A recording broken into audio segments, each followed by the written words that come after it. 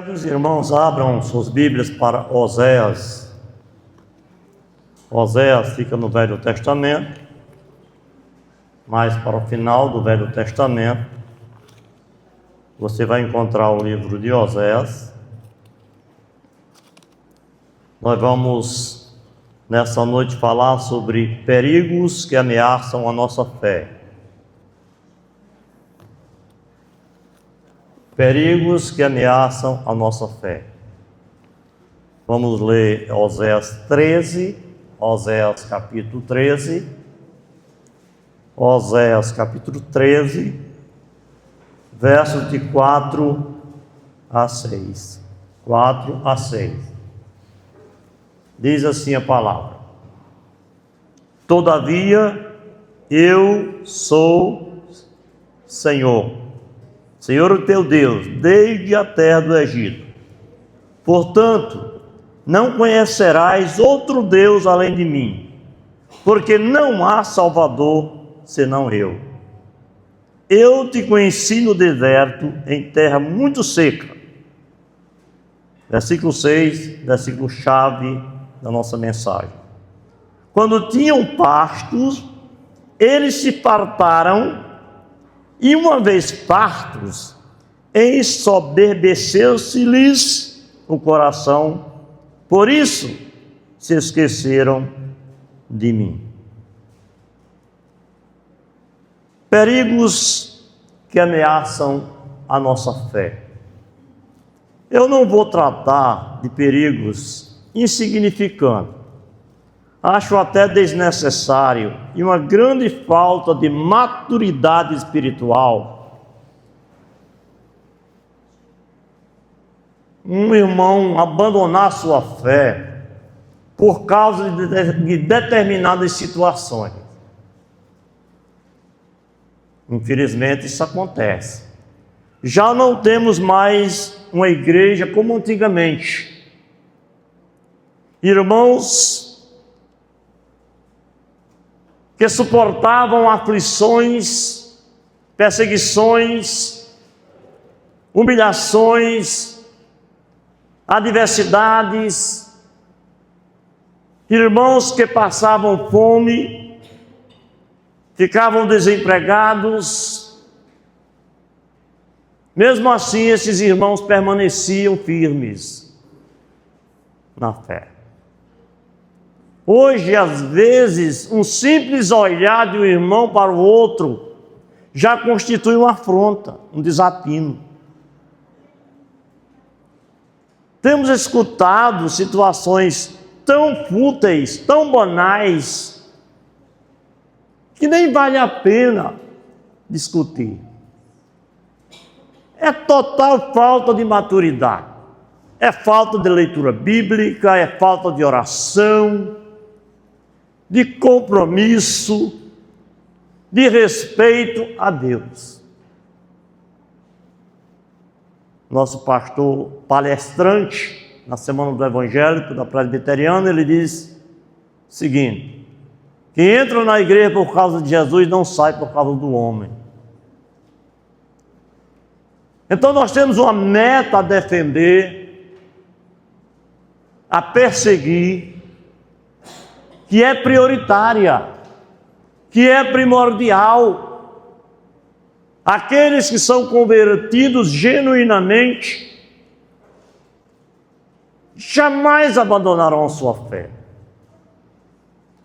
Quando leio a Bíblia, agora eu comecei de novo na tentativa de ler a Bíblia todinha durante o ano, mas é sempre difícil ler toda durante o ano, porque eu leio, às vezes eu volto, de vez em quando eu preparo uma mensagem baseada naquele texto que eu leio, eu vou escrevendo alguma coisa, dificilmente eu leio em um ano. Mas quando leio, eu me deparo com versículos que falam no fundo do meu coração. E eu tenho vontade de trazer toda a Bíblia inteira, para colocar no coração dos irmãos. Toda a Bíblia. Porque se nós lêssemos a Bíblia todos os dias, pelo menos 10 minutos, jamais nós iríamos desistir de Jesus. Porque não faz sentido desistir de Jesus. Não faz. Mas eu não vou tratar desses perigos, que são tão insignificantes, mas que os irmãos precisam lembrar para não caírem, não se deixarem levar por isso. Porque é realmente uma situação que não faz sentido nenhum. Sentido nenhum. Mas existem alguns perigos, e o texto que nós lemos hoje à noite, que vai tratar exatamente de um povo que viveu dias difíceis no deserto. Em momentos de fome e de sede foram abençoados. Deus chegou com providência e supriu as necessidades de pão, de água. Um povo que viu acontecer os milagres de Deus, que viveu no deserto sendo amparado pela mão de Deus, que teve o cuidado contínuo e ininterrupto de Deus na travessia árdua, dolorosa, deprimente do deserto. E de repente Deus, que é um Deus de prosperidade, que já tinha dito anteriormente, vocês irão ganhar uma terra, irão para uma terra que emana leite e mel.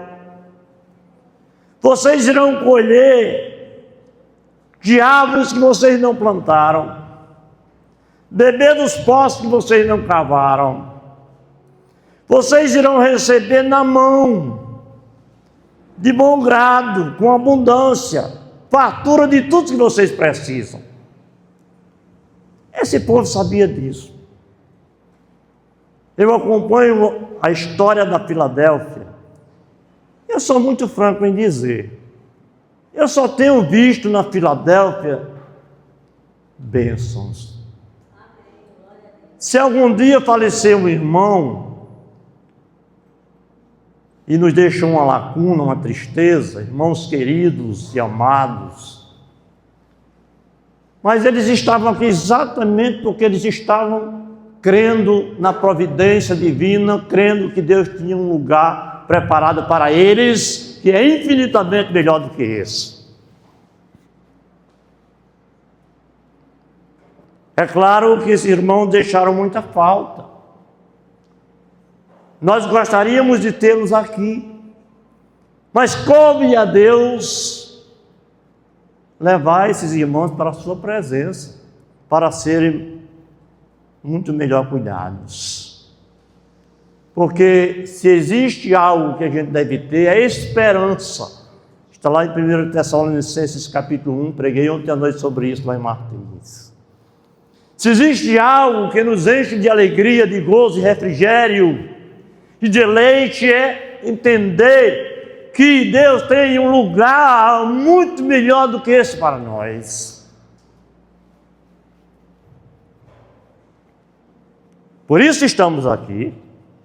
Por isso a igreja continua firme e forte, pregando a mensagem salvífica, levando a mensagem para que as pessoas aceitem Jesus como Salvador, para terem essa garantia.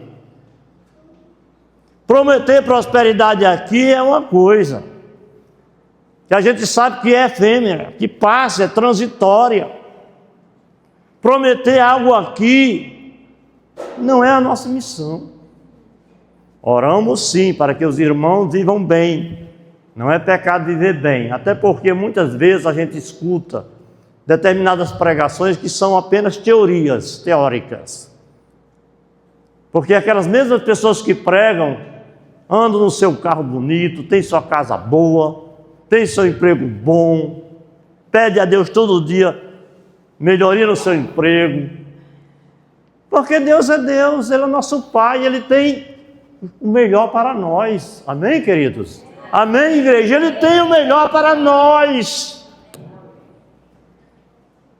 Sendo um Deus rico, um Deus misericordioso, um Deus de abundância, Ele quer o melhor para cada um. E por mais que a gente diga, não, mas a gente não deve falar no assunto, porque é um assunto terreno, egocêntrico, mas aquele irmão que está sempre estudando, quando termina a faculdade, aí ele diz, agora eu vou fazer mestrado, porque eu quero ganhar melhor. Depois do mestrado, agora eu vou fazer doutorado, porque eu quero ganhar melhor. O irmão tem todo o direito, Deus lhe deu a capacidade, a inteligência para isso.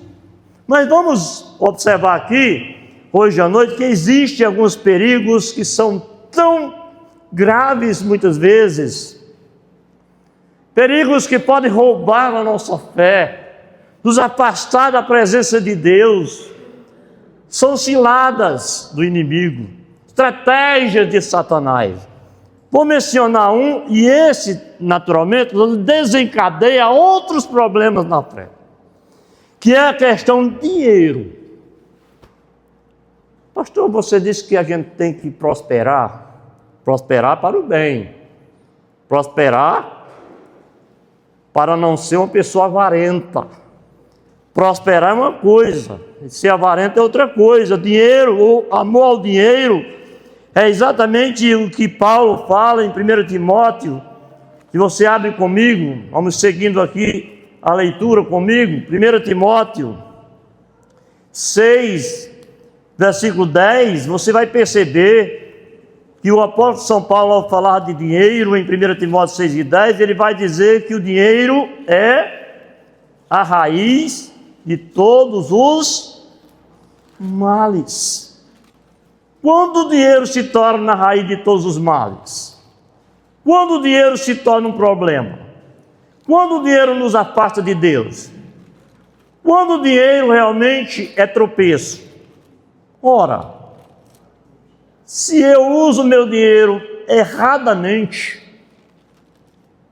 se eu uso meu dinheiro para comprar aquilo que não é necessário, o que satisfaz apenas o meu ego, a minha vontade própria, esse é o erro.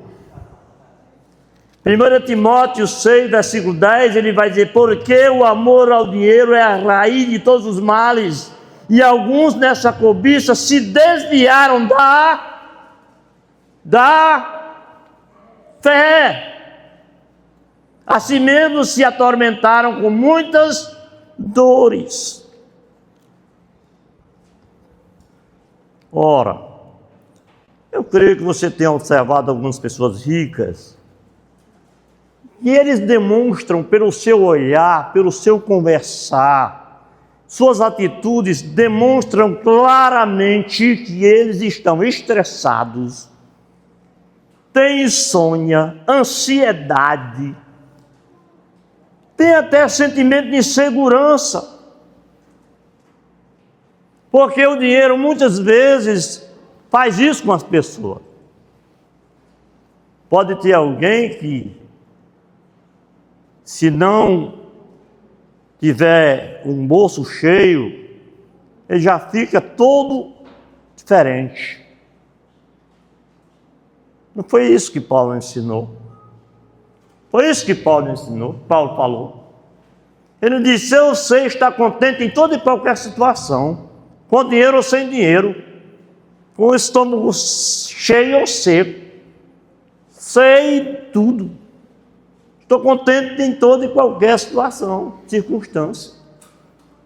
Então não vai ser a falta do dinheiro que vai me tirar da igreja. Mas infelizmente o que aconteceu com o povo de Israel, e o texto que nós lemos vai mostrar claramente que Deus estava falando e dizendo, olha, vocês agora que estão na terra, estão se desviando. Interessante. Quando uma pessoa está passando por dificuldades, está na igreja, está pedindo oração, está orando de joelho, está clamando, está chorando, não perde um culto, não perde uma reunião da igreja, porque quer estar lá, porque ele quer ouvir dos irmãos, que os irmãos estão intercedendo por ele. Ele quer fazer o trabalho, quer evangelizar, ele lê a Bíblia, ele ora. E essa mesma pessoa, quando ele prospera, ele abandona os caminhos do Senhor. Quem foi que disse que uma pessoa dessa deve abandonar os caminhos do Senhor, que foi bom, maravilhoso, que abençoou, que abriu portas, que deu saúde, que deu inteligência, que fez com que essa pessoa passasse no concurso público, que essa pessoa começasse a ganhar dinheiro, que sua empresa cresceu, que sua loja cresceu, e agora que ele deve agradecer a Deus, se tornar mais fiel, vir para a igreja com mais regularidade, se aproximar mais de Deus, renunciar ao mundo, renunciar a coisas do lado de fora, aí ele se afasta de Deus. E de repente Deus vai lá e passa o rodo. Não abrir e fechar de olho, Deus fecha a porta. Aí lá vem o irmão de novo choramingando, chorando. Ai, pastor, ai, igreja, ore por mim, porque eu perdi meu emprego, eu perdi tudo. De novo, irmão. Você me aparece agora dizendo que precisa de Deus, quando na verdade no dia da fartura, da abundância, você não estava nem aí. Ora, se Deus abençoou, se Deus me abençoou, eu vou ser muito mais fiel a Deus. Gente, eu não tenho vergonha de dizer a vocês que eu cheguei a comer, não sei nem se é comer, café com farinha. Alguém aqui já comeu café com farinha? Eu creio. Foi mesmo, Salete? Foi mesmo, Antônio? Diga aí o que é comer café com farinha.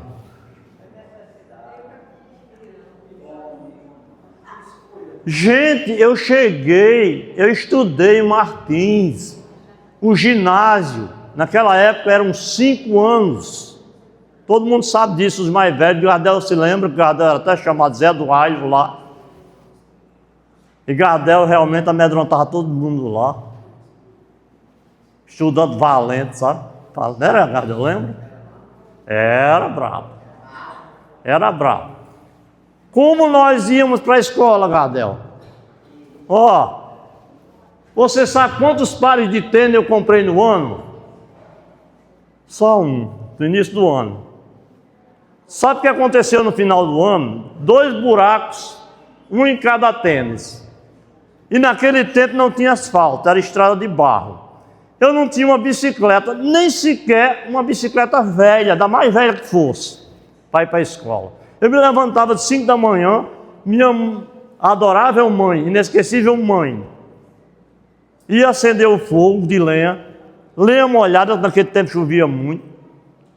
Para acender esse fogo, tinha que gastar 1 litro de querosene para poder a lenha pegar, para poder fazer um café, para tomar o café sem mistura, sem nenhum pão, nenhuma bolacha, para ir para a escola em Martins. E o mais engraçado ainda é que no último ano do ginásio, como a camisa era branca e calça azul, me lembro como se fosse hoje. Até estou vendo aqui 2 buracos que mamãe fez um remendo aqui. Porque a camisa rasgou e não tinha como comprar outra, mamãe fez 2 remendos aqui. Mas naquele tempo tinha uma vantagem. Naquele tempo fazia muito frio. Então o que era que eu fazia? Eu ganhei um casaco americano, aí eu botava o casaco por cima dos remendos, chegava na escola, assistia a aula todinha, até 11h30 de casaco, com vergonha de tirar o casaco para não mostrar os remendos que tinha na camisa. E os colegas perguntavam, você não está com calor não? Eu estou morrendo de frio, Então Deus, na sua longanimidade e bondade, Deus me abençoou de tal forma que hoje eu não sei quantos pares de sapato eu tenho, até porque no dia do meu aniversário eu ganhei 4 pares, uma vez. Eu não sei quantas camisas, porque são tantas, mas os dias foram muito difíceis. Agora, se Deus me abençoou, eu vou agradecer a Deus para todo sempre. Me lembro uma vez, meu colega Eugênio chegou me chamando para ir para um culto em Caicó, e eu disse: Eugênio, eu não vou porque eu não tenho um par de sapato para ir. E ele disse: não, eu também não vou com um par de sapato não. Só que ele foi de tênis e eu fui de alpargata japonesa. Chegando lá em Caicó, me lembrei agora, depois de todos esses anos, eu fui fazer uma visita à igreja de Caicó. E aí me lembrei. E chegando em Caicó, a igreja cheia. E eu, com vergonha, coloquei os pés debaixo dos bancos para ninguém ver que eu estava sem sapato. Então, se Deus me abençoou, meu irmão, eu tenho mais que ser grato a Deus por cada bênção recebida e jamais abandonar os caminhos do Senhor. Eu tenho que viver aquela palavra do apóstolo Paulo em Romanos 8: jamais abandonarei os caminhos do Senhor, jamais deixarei os caminhos do Senhor. Nem anjo, nem morte, nem principado, nem potestade, nem coisa do presente, nem do porvir, nem altura, nem profundidade, nada poderá nos separar do amor de Cristo. Como é que uma pessoa abandona os caminhos do Senhor? Por quê? Porque na casa dele tem tudo e ele agora se acha autossuficiente, como se não dependesse mais de Deus. Não sabe ele que Deus pode tomar tudo, deixá-lo sem nada. Final de ano agora, nós soubemos de amigos e amigas que tinham planos, sonhos, que são ricos, estavam vivendo tranquilamente, comprando carro, veículos dos melhores, de repente descobriu que tem câncer. Uma dor no estômago levou essa pessoa para fazer alguns exames, e os exames detectaram 3 manchas em 3 órgãos. O que significa dizer que já não é mais um câncer tão simples, deve ser metástase. E todos os planos foram de água abaixo, a loja já estão acabando a loja, tudo acabou de uma hora para outra, de maneira imediata, repentina. Tudo foi abaixo. Mas existe outro perigo, irmãos. Quero tratar apenas de 3. Que é a tentação. A tentação, ela existe em vários aspectos. Já falamos sobre uma, que é o dinheiro, mas de maneira mais específica, a tentação é algo tão sério. Jesus, na sua oração sacerdotal, capítulo 17 e 15 de João, ele vai dizer: não peço que eu os tire do mundo, e sim que eu os livre do mal.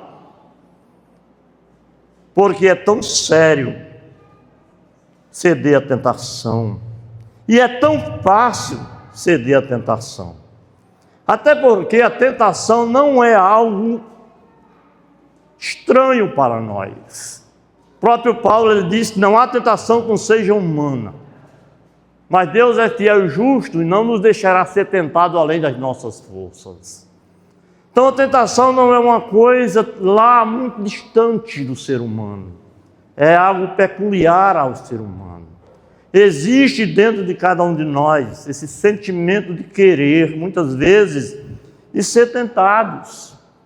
Por isso, temos várias lições, temos grandes desafios em relação à questão da fidelidade conjugal, que é um outro problema sério e grave.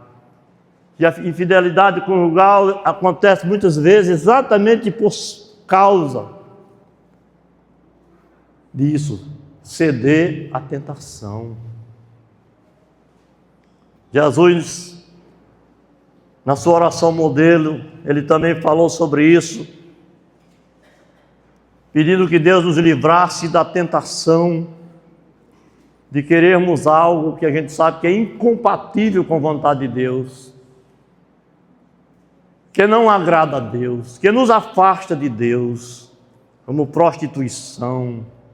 E hoje acontece em muitas igrejas, pessoas que não são fiéis aos seus cônjuges, portanto são levados pelos seus desejos carnais, a satisfazer seus desejos e causar grandes prejuízos para a família, grandes danos para os filhos.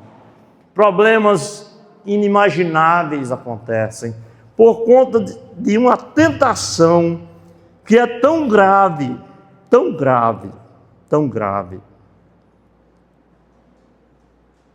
A gente tem que ter muito cuidado, meus irmãos.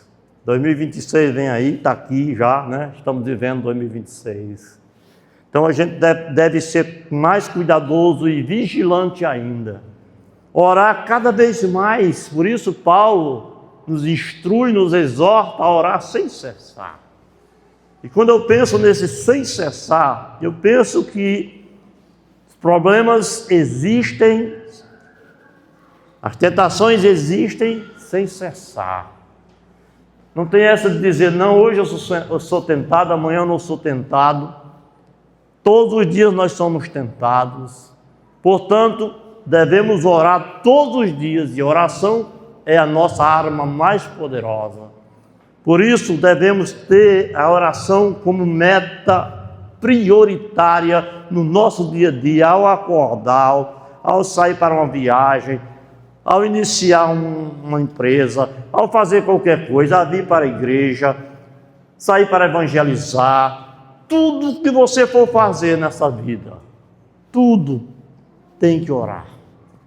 Tem algum problema em casa, reúne a família. Problemas com os filhos, reúne os filhos. Problema de doença, de enfermidade, seja qual for o problema, você tem uma arma mais do que poderosa: oração. Amém, queridos? Se nós orarmos com fé, com determinação, ciente de que Deus é poderoso e pode fazer, nós vamos conquistar grandes coisas na nossa vida. Grandes coisas na nossa vida. Se queremos conquistar algo, a gente já começa com oração. Se queremos fazer uma reforma em nossa casa, em nosso templo, o primeiro passo é a oração. Na semana do Evangelho, que eu mencionei algumas vezes, foi muito bem organizada. Por quê? Porque o primeiro acontecimento do evento foi reunir os pastores para orar. Todo ano é assim. Temos tido o primeiro dia exatamente para orar e pedir direção a Deus, para que Deus nos conceda paciência para trabalharmos, para não termos problemas, para sermos bem-sucedidos, para termos uma programação que seja realmente frutífera, abençoada, que traga realmente uma pilha para esse microfone.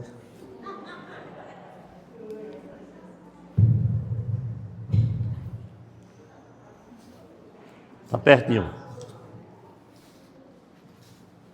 Ok. Então, queridos, vamos ter cuidado com isso, porque Deus está vendo tudo. E para encerrarmos, creio eu que um dos perigos maiores que podem roubar a nossa fé, eu considero, até falei no princípio aqui, dando uma certa ênfase a isso, a falta de leitura bíblica. Salmo 119:11, guardei a tua palavra no meu coração, para não pecar contra ti. Salmo 119:11, vou repetir. Guardei a tua palavra no meu coração, para não pecar contra ti.